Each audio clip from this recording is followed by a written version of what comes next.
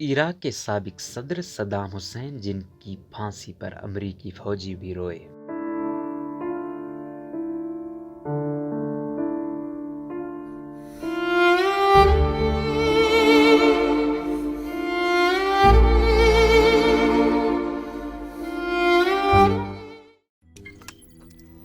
روزنامہ قدرت کی ویڈیو دیکھنے کے لیے ابھی یوٹیوب چینل پر سبسکرائب کریں اور بیل آئیکن پر بھی کلک کریں۔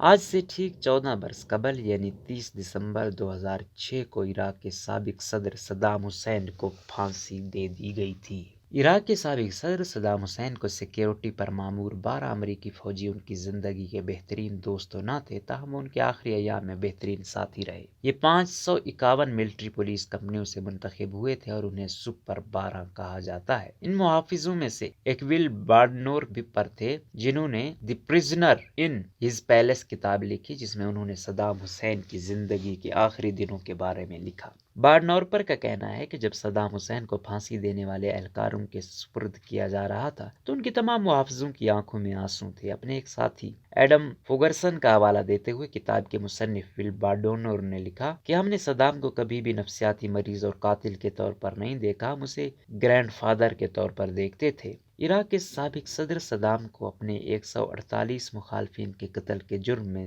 سزا دی گئی تھی۔ وہ کہتے ہیں کہ صدام اپنے آخری دنوں میں امریکی گلوکار میری جے بلینڈر کے گانے سنا کرتے تھے۔ وہ اپنی قیمتی ایکسرسائز بائک، جسے وہ پونی کہتے تھے، پر بھی بیٹھا کرتے تھے۔ وہ میٹھا کھانے کے بہت شوقین تھے اور ہر وقت انہیں منفرد کھانے کا دل کرتا تھا۔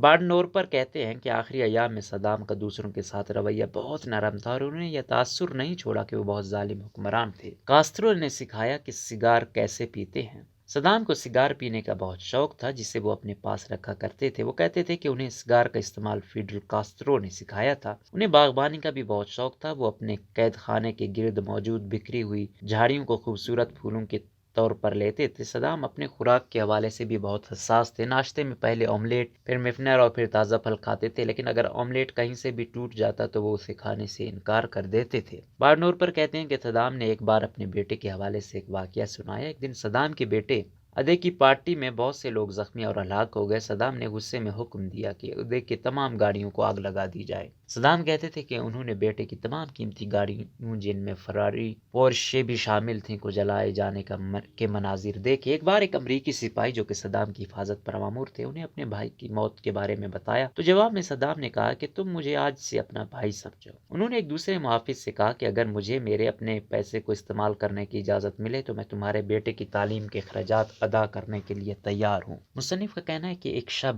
ہم نے دیکھا کہ ایک 20 سالہ سپاہی ڈوسن اپنے سائز سے بڑا سوٹ پہن کر گھوم رہا تھا۔ بعد میں پتہ چلا کہ اس نے صدام حسین کی جانب سے تحفے میں دیا گیا سوٹ پہن رکھا تھا۔ بارڈنورپر لکھتے ہیں کہ بہت دن تک ہم ڈوسن کا مذاق اڑاتے رہے، لیکن اس نے پھر بھی سوٹ پہنے رکھا اور جب وہ چلتا تھا تو ایسے لگتا تھا کہ وہ فیشن شو میں کیٹ واک کر رہا ہے۔ اگرچہ صدام کے محافظوں کو حکم دیا گیا تھا کہ وہ اس سے قریب نہ جائیں، لیکن جیسے جیسے وقت گزرتا گیا محافظوں کی صدام سے دوستی بڑھتی گئی۔ مقدمے کے دوران صدام حسین کو 2 جیلوں میں رکھا گیا تھا۔ پہلی جیل بغداد میں موجود انٹرنیشنل ٹریبونل کا تہہ خانہ اور دوسری شمالی بغداد میں موجود ان کا محل تھا۔ یہ محل ایک جزیرے پر تھا جس تک پہنچنے کے لیے پل کا استعمال کیا جاتا تھا۔ بارڈنورپر کہتے ہیں کہ ہم نے صدام کو اس سے زیادہ نہیں دیا جس کے وہ حقدار تھے، لیکن ہم نے کبھی بھی ان کی تصدیق نہیں کی۔ اسٹیو ہیٹکنسن اور کرس ٹاسکر سمیت دیگر محافظوں نے اسٹور روم کو صدام کا دفتر بنانے کی کوشش کی اور منصوبہ تھا کہ صدام کو سرپرائز دیا جائے۔ اسٹور روم میں پڑے سامان سے چمڑے کی ایک کرسی اور ایک چھوٹی سی میز کو نکالا اور میز پر ایک چھوٹا سا جھنڈا رکھ دیا گیا۔ یہ سب اس لیے کیا گیا تاکہ ہم آفس کا ایک ماحول پیدا کر سکیں، اور جیسے ہی صدام کمرے میں داخل ہوئے ایک سپاہی نے میز کی گرد صاف کرنی شروع کر دی۔ دیکھ کر صدام اونچی آواز میں ہنسنے لگے اور کرسی پر بیٹھ گئے۔ ان کی سیکیورٹی پر مامور سپاہی ان کے سامنے موجود کرسی پر بیٹھ گئے۔ یہ منظر ایسا تھا جیسے صدام عدالت میں موجود ہیں۔ بارڈنورپر کہتے ہیں کہ سپاہیوں کی یہی کوشش تھی کہ صدام کو خوش کیا جائے۔ جواب میں صدام بھی ان کے ساتھ مزاح کیا کرتے تھے اور ماحول کو خوشگوار رکھتے تھے۔ بہت سے سپاہیوں نے بعد میں بارنورپر سے کہا کہ انہیں اس بات پر پورا یقین تھا کہ اگر ان کے ساتھ کچھ برا ہوتا تو صدام ان کے لیے اپنی زندگی کی پرواہ بھی نہ کرتے۔ جب بھی صدام کو وقت ملتا تھا تو وہ سپاہیوں سے پوچھتے کہ ان کے خاندان کی حفاظت کون کرتا ہے۔ اس کتاب کا سب سے حیران کن حصہ وہ ہے جس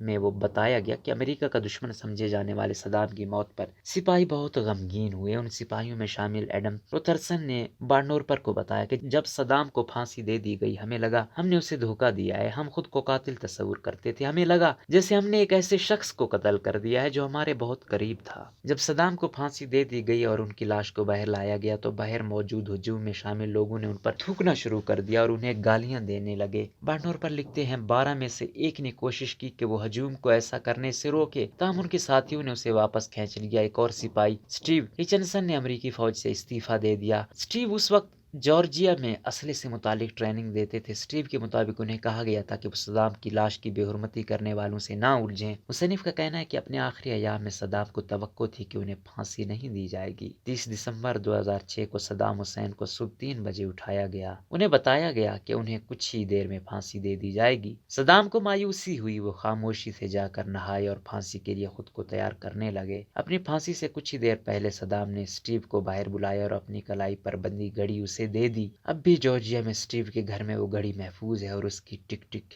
سنائی دیتی ہے۔